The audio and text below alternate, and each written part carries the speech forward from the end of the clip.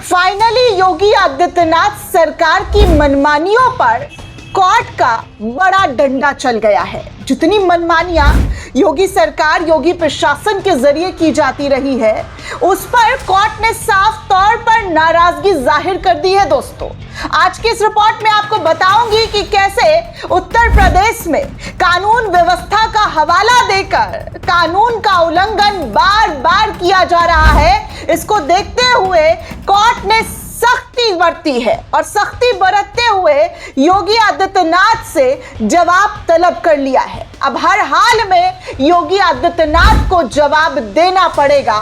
जो फैसले उनके जरिए, उनके प्रशासन के जरिए सुनाए जाते रहे हैं, उस पर अब कैसे एक्शन कोर्ट का लिया गया है, आपको जानेंगे तो समझेंगे कि देखिए ना, एक सरकार सत्ता में आने के बाद अपने आप को कानून से भी ऊपर मानने लग जाती है। इसीलिए तो जब जब कोर्ट का फैसला आता है, उससे उलट कुछ ऐसी तस्वीरें सामने आती हैं, आरोप लगता है प्रशासन पर, पुलिस प्रशासन पर कि देखिए किस तरीके की यहाँ पर कार्रवाई हो रही है। जब कोर्ट, जो हमारे देश में सबसे सर्वश्रेष्ठ माना जाता है, उस कोर्ट के आदेशों का उल्लंघन कई दफा किया जाता रहा है प्रशासन के जरिए, सरकारों के जरिए, और वही कोर्ट जब सख्ती बरते तो इनके भी हवा जो है वो निकलने लग जाते हैं, इनकी भी हवाइयां जो है वो निकलने लग जाती है, चेहरे पर 12 बज जाता है। और वही अब बिना नोटिस के मस्जिद को सील करने पर, योगी सरकार के एक्शन पर हाई कोर्ट ने सख्ती दिखाई है और जवाब तलब कर लिया है दोस्तों, और कहा है कि आप इस पूरे मामले पर आपको जवाब देना होगा। दरअसल दोस्तों, आपको बता दूं कि उत्तर प्रदेश में मुसलमान, मस्जिद, मजार ना हो तो मजा ही नहीं आता राजनीति में। योगी आदित्यनाथ और बीजेपी की राजनीति अगर उठाकर देखेंगे पन्ना पलट पलट कर, तो अमूमन आपको यही दिखेगा, हिंदू मुसलमान, हिंदू वर्सेस मुस्लिम, मंदिर वर्सेस मस्जिद। इसके अलावा विकास पर बात करवा लीजिए, नहीं होगा। शिक्षा पर बात करवा लीजिए, नहीं करेंगे।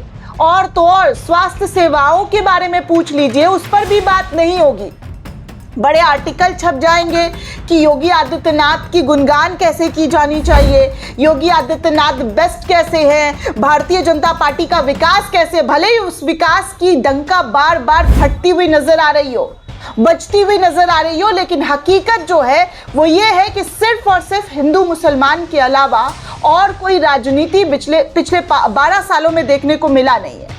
आप देखिए, सड़कों पर जब बच्चे उतरते हैं रोजगार मांगने के लिए तो उनको मारा पीटा जाता है, उन पर लाठियां बरसा दी जाती है।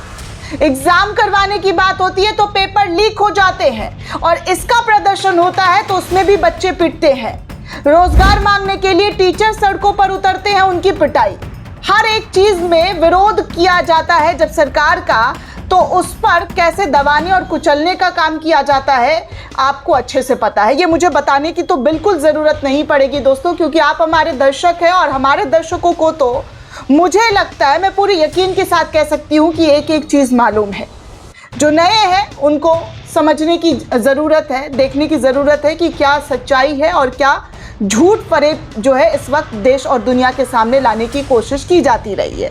अब चलिए आपको बता दूं दोस्तों कि उत्तर प्रदेश में धार्मिक स्थलों को लेकर की जा रही प्रशासनिक कार्रवाइयों पर अब न्यायपालिका ने भी गंभीर सवाल खड़े कर दिए हैं।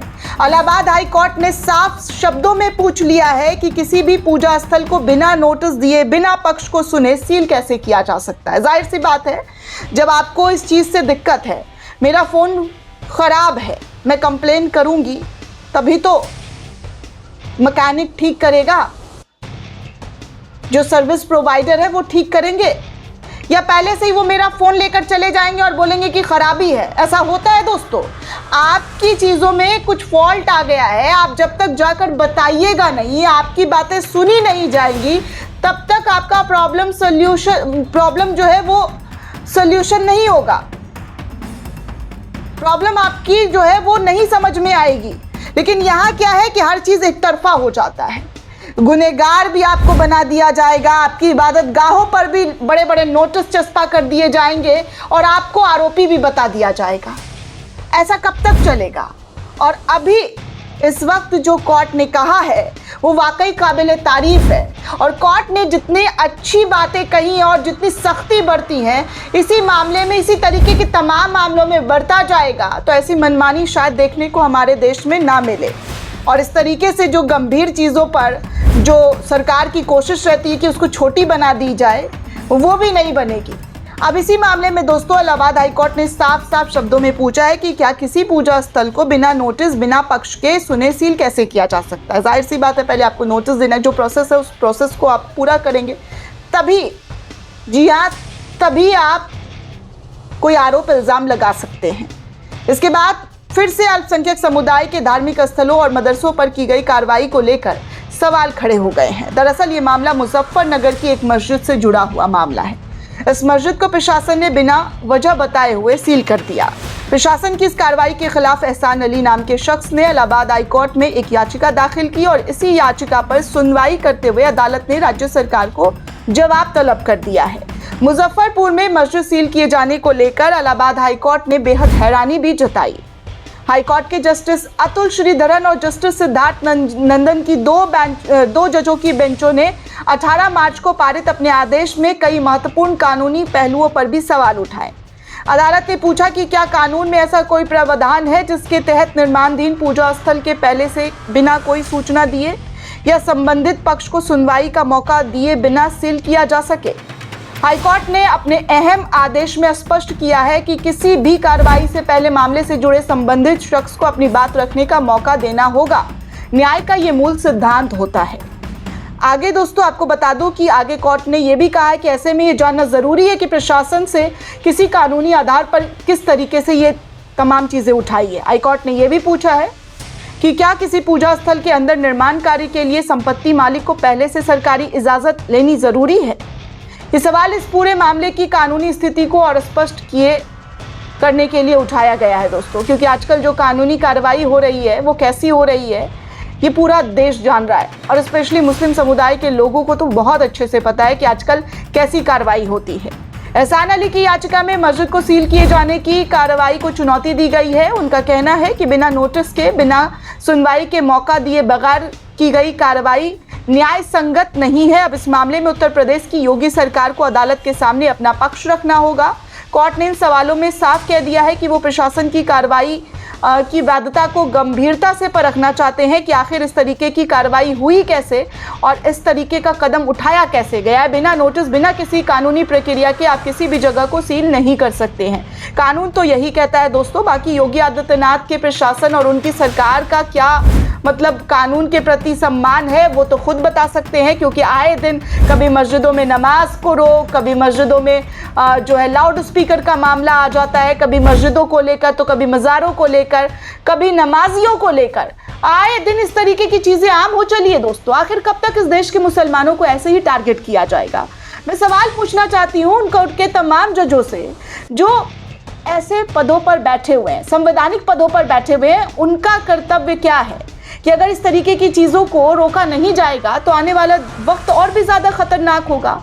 कि बार बार आप किसी को कटघरे में खड़े कर दे रहे हैं, बार बार किसी पर इल्ज़ाम लगा दे रहे हैं, आपकी जगह, आपकी संपत्ति आपकी नहीं होती है। और ये ऐसी कार्रवाई हो चली है दोस्तों जहाँ पर ऐसा लगता है कि एक पैटर्न के तहत काम हो रहा है। भैया आज इस मस्जिद में तो कल उस मस्जिद में, परसों उस मज़ार में, तो कभी कुछ ऐसे ही चलता रहेगा तो इस देश के मुसलमान कहाँ जाएंगे, किससे इंसाफ मांगेंगे। और जब जज इंसाफ करते हैं तो जजों का तबादला हो जाता है। ऐसे भी आरोप लगे हैं दोस्तों कि जजों का रोस्टर चेंज कर दिया जाता है।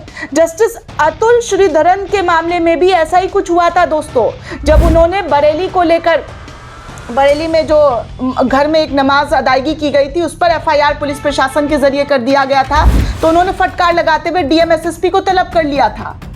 फिर खबर आई कि उनका रोस्टर चेंज कर दिया गया। जब इस मामले में वो सुनवाई कर रहे थे तो वो रोस्टर ही पूरा का पूरा बदल दिया गया। ऐसी खबर आई है दोस्तों। सोचिए उत्तर प्रदेश जो उत्तम बनने की कोशिश करता है, वहां पर प्रशासन और योगी सरकार कैसे काम कर रही है, किस तरीके का काम कर रही है। आज कोर्ट ने बड़े कड़े सवाल पूछ दिए हैं। अब उन सवालों का जवाब योगी आदित्यनाथ को देना होगा, उनकी सरकार को देना होगा कि आखिर इस तरीके की कार्रवाई कैसे की जा सकती है। कुछ तो बताइए, कुछ तो कहिए। उल्टी गिनती दोस्तों शुरू हो गई है। कानून अगर काम करना शुरू कर दे तो अच्छों की नींद हराम होने लग जाती है। और हम सबको इस देश की न्यायपालिका पर पूरा यकीन है, पूरा भरोसा है कि न्यायपालिका हमेशा सत्य का साथ देगी और ऐसे मामले को सॉल्व करेगी जहां पर ना कोई कानूनी प्रक्रिया का पालन होता है, सिर्फ सीधा फैसला सुना दिया जाता है। तो इस तरीके की चीज़ों को कानून के जरिए रोका जाएगा। दोस्तों, ये पूरी रिपोर्ट आपको कैसी लगी हमें कमेंट करके ज़रूर बताइएगा। साथ ही साथ चैनल को ज़्यादा से ज़्यादा लाइक, शेयर और सब्सक्राइब करना बिल्कुल भी ना भूलें। शुक्रिया दोस्तों।